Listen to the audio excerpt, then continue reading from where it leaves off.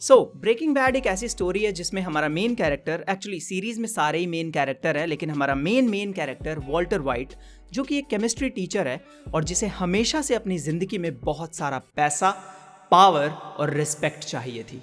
Story के starting में तो ये अच्छे बच्चों की तरह केमिस्ट्री टीचर की जॉब निभा रहा है, जाता है, पढ़ाता है और शाम को कार वॉश में काम करता है अपनी फैमिली की फाइनेंशियल नीड्स को पूरा करने के लिए। लेकिन जैसे जैसे हम स्टोरी में आगे बढ़ते हैं, वॉल्टर को एक बहुत ही सैड न्यूज़ मिलती है कि उसे है कैंसर, वो भी 3rd स्टेज। उसकी डेथ होने वाली है बहुत जल्दी। अपनी डेथ को पास आता देखकर उसे रियलाइज होता है कैसे उसने अपनी फाइनेंशियल नीड्स को पूरा नहीं किया है, अपनी फैमिली को वो विदाउट एनी फाइनेंशियल स्टेबिलिटी के छोड़ के जाने वाला है। और इसी चीज़ को धीरे धीरे रियलाइज करते हुए वो डिसाइड करता है कि उसे क्विक वे में पैसा कमाना होगा ताकि वो अपनी फैमिली को अच्छे खासे पैसे के साथ छोड़ के जा सके। और क्योंकि वो एक बहुत बढ़िया केमिस्ट्री टीचर है, वो अपनी केमिस्ट्री नॉलेज पे बहुत ज़्यादा प्राउड फील करता है और उसे बहुत ज़्यादा नॉलेज है केमिकल्स की, इसीलिए वो डिसाइड करता है मेथ बिजनेस में घुसने का, मेथिलमाइन ड्रग्स, क्योंकि उसे नॉलेज भी है और ये क्विक वे है पैसा बहुत सारा कमाने का। ये डिसीजन उसका मिलवाता है सीरीज के दूसरे मेन कैरेक्टर जेसी पिंकमैन से, जो कि है एक ऑलरेडी लोकल ड्रग सप्लायर, जो कि वॉल्ट का पहले स्टूडेंट भी रह चुका है, बहुत बार फेल हो चुका है और उसके बाद वो ड्रग्स में घुस गया। अब हमारा मेन कैरेक्टर ड्रग्स तो बेचने लगा, लेकिन उसका जो ब्रदर इन लॉ है वो लिटरली एक DEA एजेंट होता है, जो ऐसे ही मेथ बिजनेस वालों को पकड़ता है, जेल में डालता है। तो बस स्टोरी में आगे बढ़ते बढ़ते वॉल्ट अपना नाम कमाता है ड्रग्स बिजनेस में और ये पुलिस वाला उसे ही ढूंढने की कोशिश कर रहा है, जबकि छोरा बगल में ही बैठा हुआ है। द फन पार्ट इज कि वो फाइनेंशियली स्टेबल हो भी जाता है बहुत जल्दी, लेकिन वो फिर भी इस धंधे को क्विट नहीं करता। वो क्योंकि बहुत ज्यादा प्राउड फील करने लग जाता है, उसका मेथ जो है वो बहुत प्योर होता है, उसे बहुत सारी पावर मिल रही होती है जो वो हमेशा से चाहता था। तो फिर क्या, स्टोरी में यही ड्रग्स, गुंडागर्दी, ब्लड, वायलेंस, लड़ाइयां हो रही हैं, पुलिस वाले इधर उधर ढूंढ रहे हैं, 200 IQ प्लेज हो रहे हैं, ये सब चलता है। इस स्टोरी में बहुत कुछ है, लेकिन ये थी एक छोटी सी समरी अगर तुम्हें एक स्टार्ट चाहिए इस सीरीज को स्टार्ट करने के लिए। अब अगर मेरे थॉट्स की बात करें तो इस सीरीज में 5 सीजन है और मैं सीजन 3 पे सीरीज को ड्रॉप करने वाला था। सीजन 3 बहुत बोरिंग है इसका, बट थैंक गॉड मैंने नहीं किया, क्योंकि सीजन 4 और 5 गोटेड सीजन्स है। इस स्टोरी में जो कैरेक्टर डेवलपमेंट है वो बहुत बढ़िया है और स्टोरी सीजन 1 में जिस हिसाब से तुम उसे देखते हो ना, सीजन 5 में वो कंप्लीटली डिफरेंट है। माइंड ब्लोन मूवमेंट्स हैं उसमें। और सीजन 3 हालांकि बहुत बोरिंग था, लेकिन सीजन 3 बहुत इंपॉर्टेंट था वही सीजन 4 और 5 के कैरेक्टर डेवलपमेंट के लिए। सीरीज में मेरे फेवरेट कैरेक्टर वॉल्टर वाइट और सॉल गुडमैन, और सबसे cringe character Jesse Pinkman. I am sorry, बेशक तेरा कैरेक्टर डेवलप हुआ था, बट सॉरी। अब मैं बात करने वाला हूँ सीरीज के कुछ सीन्स की, तो अगर तुम लोगों ने अभी तक ये सीरीज नहीं देखी है, स्पॉइलर आने वाले हैं, leave the video right now. क्योंकि ये सीरीज बहुत बड़ी थी तो मैं जिन भी सीन्स के बारे में बात करना चाहता था वो मैं साथ साथ राइट कर रहा था। पहले ओवरऑल बात करते हैं तो जेसी पिंकमैन बहुत ज्यादा क्रिंज बंदा था। वो स्टार्टिंग के कुछ सीजन तो इतनी अननोइंग बातें करता था, उसके हर डिसीजन इतने स्टूपिड लगते थे मुझे, लेकिन सीजन 4 और 5 में जो उसका कैरेक्टर डेवलपमेंट हुआ है, जो उसके थॉट प्रोसेस, जो भी चेंजेस आए हैं उसमें बहुत बढ़िया थे। वो उस कैरेक्टर को जिस हिसाब से उन्होंने शो किया है ना 4-5 सीजन में, बहुत बढ़िया। और जेसी पिंकमैन के साथ साथ स्काइलर, ओ गॉड, ये कितनी क्रिंज बंदी थी भाई। ये तो एंड तक क्रिंज रही है सही में, बस कुछ कुछ मूवमेंट्स है जहाँ पे मैंने इसे अप्रिशिएट किया, वरना तो भाई ये इतनी अनोइंग, बिल्कुल बार बार उंगली करने लग रही है, बहुत ही बुरी।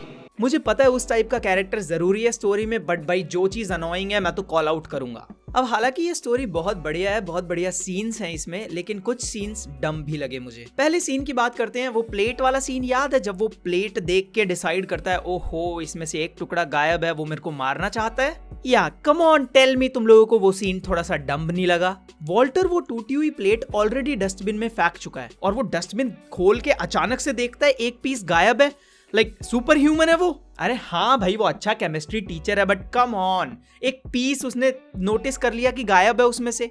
मेरे ख्याल से उस सीन को बहुत अलग तरीके से प्ले आउट किया जा सकता था, बट ये जो प्लेट वाला सीन था ये थोड़ा डम था। द नेक्स्ट सीन जो मेरे को बहुत इंटरेस्टिंग लगा, वो कीमोथेरेपी का डिसीजन, क्या उसे करवाना चाहिए या नहीं।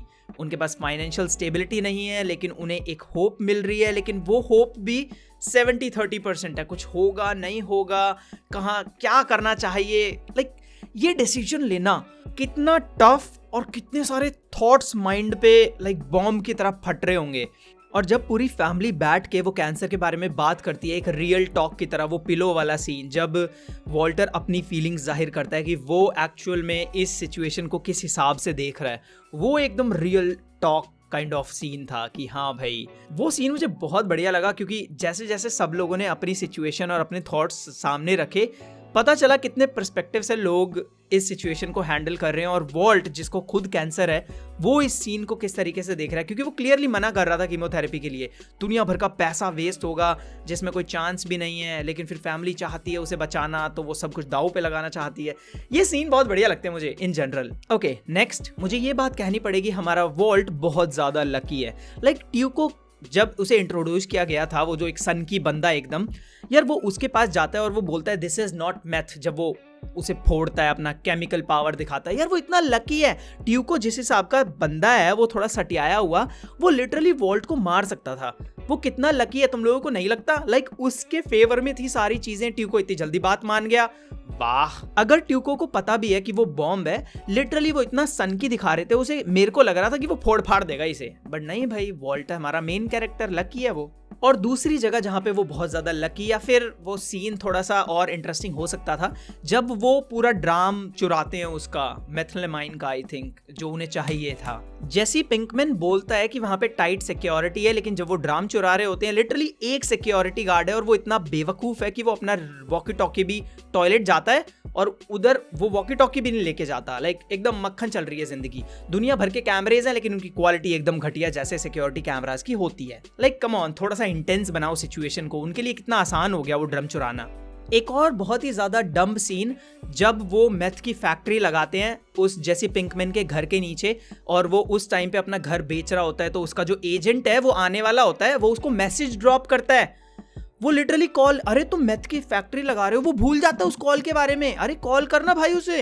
अरे तुम्हें पता है उस जगह पे एक बंदा आने वाला है, तुम मेथ की फैक्ट्री लगा रहे हो, लिटरली जेल हो सकती है, तुम्हारी जिंदगी बर्बाद हो सकती है, तुम कॉल नहीं कर रहे हो उसे। वो भूल गया कॉल के बारे में, और वॉल्ट ने भी कुछ नहीं बोला। अब बात करते हैं उस टर्टल वाले सीन की, जहां पे वो टर्टल के ऊपर हेड रखा होता है और वो आ रहा होता है। मैंने बिल्कुल एक्सपेक्ट नहीं किया था कि वो टर्टल के ऊपर जो हेड रखा है उसमें बॉम्ब होगा, वो फटेगा। वो बहुत अनएक्सपेक्टेड था।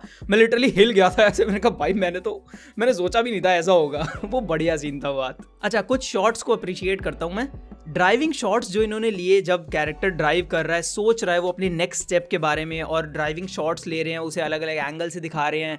बिल्कुल साइलेंस है, वो कुछ बोल नहीं रहा है, लेकिन ये ड्राइविंग शॉट्स जो बार बार दिखा रहे हैं, वो तुम ना उन शॉट्स को देख के हमेशा एक्सपेक्ट करते हो कि यार कुछ होगा, अभी कुछ करेगा, या कोई कुछ तो होगा, तबाही सी मचेगी। लेकिन नहीं, वो सिर्फ उस सीन को इसलिए दिखा रहे हैं क्योंकि मेन कैरेक्टर या जो भी कैरेक्टर है, वो अपना नेक्स्ट स्टेप जो है सोच रहा है कि वो नेक्स्ट क्या करने वाला है, या फिर वो जिस भी सिचुएशन में फंसा है वो उसको कैसे हैंडल करेगा। वो शॉट्स मुझे बहुत बढ़िया लगे। ओके, मैंने लिखा हुआ है Skyler being fucking stupid. I mean वो पूरे शो में स्टूपिड थी। पता नहीं मैं कौन से मूवमेंट पे लिखा ये, लेकिन वो भाई पूरे शो में बहुत अनोइंग थी। मेरे को तो बहुत ही अजीब लगी वो, कि चुप हो जा यार, let the man do his job. Skyler fucked Ted. अरे हाँ यार, उसने टेड को, लाइक टेड के साथ फिजिकल हो गई। वो कितना क्रिंज मूवमेंट था वो। Skyler you fucking idiot.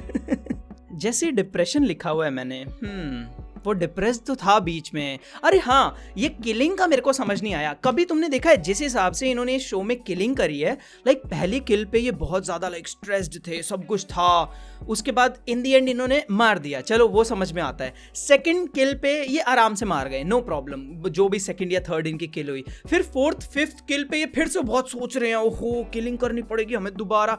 यार ये क्या चल रहा है, बहुत अजीब लगा मुझे। अबे अब तक तो तुम्हें नॉर्मल हो जाना था। लाइक वो बिल्कुल डिप्रेशन में चला गया अपने 5वीं किल पे भी। अबे तू ऑलरेडी 2 बंदे मार चुका है, और जिसमें क्या कहते हैं, उसने उस फादर को मारा जो थोड़ा सा ड्रग एडिक्ट था, कुचल के। उसके बाद फिर से जैसे मैंने से पागल सा हो गया। यार उसका डिप्रेशन का ही समझ में नहीं आ रहा मैं इसकी। कभी तू एकदम खुश है एक किल पे कि हाँ चलो फाइनली तूने उसे मार दिया, दूसरे किल पे तू डिप्रेस हो रहा है। मे बी मैं बहुत ज्यादा ना गेम्स खेल चुका हूँ, इसीलिए मैं ऐसे इमोशन समझ नहीं पा रहा कई बार। और हाँ, जैसे पिंकमैन के डिसीजन बहुत जगह स्टूपिड लगे थे, ये मेरे को बताने की जरूरत नहीं है। जैसे वो गैस स्टेशन पे ड्रग्स बेचने की कोशिश करता है, वो मूवमेंट पे 100% तुम लोगों को भी लगा होगा, बे क्या स्टूपिड बंदा है ये, देखो क्या कर रहा है। और वो वाले टाइम पे भी जब वो जो ड्रग एडिक्शन को छोड़ने की कोशिश कर रहे हैं, उन्हीं को ड्रग्स बेचने के लिए वो उस एडिक्शन प्रोग्राम में घुस गया। लाइक क्या। ओके, नेक्स्ट सीन, जब हैंक को मारने वो दोनों ब्रदर जाते हैं। लाइक हैंक के पास इतने मौके थे, उसने शूट करा तो वो कंधे कुंधों पे मार रहा है। अबे तू इतना बढ़िया पुलिस वाला है, तेरे को हेडशॉट नहीं देना आ रहा? लाइक एक हेडशॉट मार दे भाई, तो इतना बढ़िया लाइक ऐसी सिचुएशन में तू पैनिक करके शोल्डर वोल्डर पे मार रहा है। आई मीन मैं कुछ कह नहीं सकता, बट वो पुलिस वाला है भाई, वो ट्रेंड प्रोफेशनल है। मैं बहुत ज़्यादा गेम्स खेल चुका हूँ, इसीलिए ऐसे रिएक्ट कर रहा हूँ मैं, वरना आई एम प्रीटी श्योर है ऐसी सिचुएशन में कौन क्या ही कर लेगा। बट स्टिल ये मेरी वीडियो है और मैं यहाँ पे अनोइंग बन सकता हूँ। ओके, वैसे तो जेसी को मैंने बहुत ज़्यादा अनोइंग समझा है, लेकिन एक मोमेंट थी जहाँ पे मुझे लगा था वो थोड़ा सा बैड ऐसा है, जब वो मेक्सिको जाता है केमिस्ट बन के। ओ भाई, वो जो उन्हें सुनाता है वहाँ थोड़ा सा फील आया था, या ये है हमारा दूसरा मेन कैरेक्टर। और हाँ देखो, स्काइलर और वॉल्ट के बीच में जो सेक्सुअल सीन्स आए थे 2-3 जगह, यार वो बहुत ऑकवर्ड था, किसी को देखने की ज़रूरत नहीं थी वो, राइट। अब हमारे सबसे फेवरेट बंदे की बात करते हैं, सॉल गुडमैन, मेरा फेवरेट कैरेक्टर पूरी सीरीज में। लाइक जब भी सामने सॉल गुडमैन का कोई सीन आ रहा है ना, आई एम हैप्पी भाई। मैं मतलब उसको सुनना चाहता हूँ मैं, क्योंकि उसके पास हर किसी प्रॉब्लम का सॉल्यूशन है। जब भी हमारा मेन कैरेक्टर फंसा हुआ है और सॉल गुडमैन बात कर रहा है, यार इसके पास ज़रूर कुछ होगा, ये ज़रूर कुछ बताएगा जिससे सारी प्रॉब्लम सॉल्व हो जाएगी। हर किसी को सॉल गुडमैन जैसा बंदा चाहिए अपने आसपास। ट्विस्ट तो इसमें काफ़ी सारे थे, बट कुछ तो मैंने प्रिडिक्ट कर लिए थे, लेकिन कुछ सीन्स थे जहाँ पे मैं माइंड ब्लोन हो गया था। अब उसमें से पहला मोमेंट जो आया था वो था जब वॉल्ट फंस जाता है और लाइक जो हमारा माइक है वो उसको मारने के चक्कर में होता है, क्या कहते हैं, अपने वॉल्ट को, और वो उसको कॉल करता है जेसी को कि तेरे को मारना पड़ेगा, अब इन्होंने तो मेरे को पकड़ लिया, तेरे को उस बंदे को मारना पड़ेगा ताकि ये मेरे को ना मारे क्योंकि मैं मेन केमिस्ट हूँ। वो सीन भाई बहुत ही लाइक गूज बम्स वाला था। मैंने बिल्कुल एक्सपेक्ट नहीं किया था कि वो उसको ऐसा डिसीजन और इस तरीके से बोलेगा कि वो समझ जाएगा।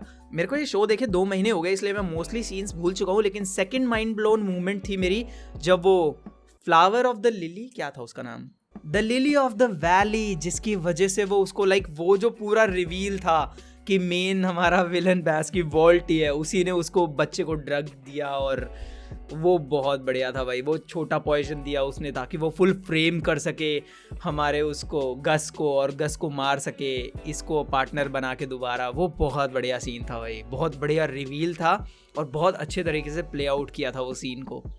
गस की डेथ, ओ भाई वो मोमेंट बहुत बढ़िया था। जिस हिसाब से उन्होंने पूरा गोर और ब्लड वगैरह दिखाया ना, वो बहुत बढ़िया मोमेंट था, सैटिस्फाइंग भी था बहुत।